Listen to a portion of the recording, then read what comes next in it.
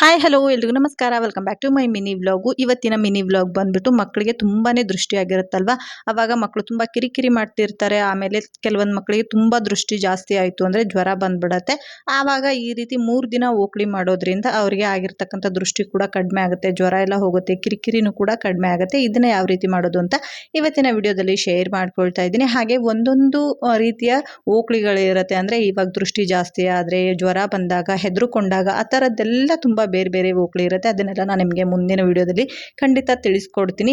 ಇವಾಗ ನಾನು ಒಂದು ಸ್ವಲ್ಪ ಅನ್ನ ತೊಗೊಂಡು ಅದನ್ನು ಚೆನ್ನಾಗಿ ನಾದ್ಕೊಂಡು ಈ ರೀತಿ ಮುಟ್ಕೆ ಥರ ಮಾಡಿ ಅದರೊಳಗಡೆ ಒಂದು ಕಡಲೆ ಬತ್ತೆನ ಎಣ್ಣೆಯಲ್ಲಿ ಅದ್ಬಿಟ್ಟು ಇಟ್ಕೊಂಡಿದ್ದೀನಿ. ಅದಾದ ನಂತರ ಆ ದೀಪನ ಹಚ್ಕೊಂಡು ಮಕ್ಕಳು ಏನು ಕಿರಿಕಿರಿ ಮಾಡ್ತಿರ್ತಾರಲ್ವ, ಇವಾಗ ನನ್ನ ಮಗಳಿಗೆ ದೃಷ್ಟಿಗೆ ತುಂಬಾ ಜ್ವರ ಬಂದಿತ್ತು, ಹಾಗಾಗಿ ಈ ಓಕಳಿನ ಮಾಡಿಸ್ತಾ ಇದ್ದೀನಿ. ಇದನ್ನು 3 ಸತಿ ನಿವಾಳಿಸಿ, ಇದ್ರ ಜೊತೆ ನೀರನ್ನು ಕೂಡ ನಿವಾಳಿಸಿ, ಇದನ್ನು ಸ್ವಲ್ಪ ಮನೆ ಬಿಟ್ಟು ಸ್ವಲ್ಪ ದೂರಕ್ಕೆ ಚೆಲ್ಲಬೇಕು. ಚೆಲ್ಲಿ ಬರೋರು ಕಾಲು ತೊಳ್ಕೊಂಡು ಬರೋದನ್ನು ಮರಿಬಾರ್ದು. ಇದಾಗಿತ್ತು ಇವತ್ತಿನ ಮಿನಿ ವ್ಲಾಗ್.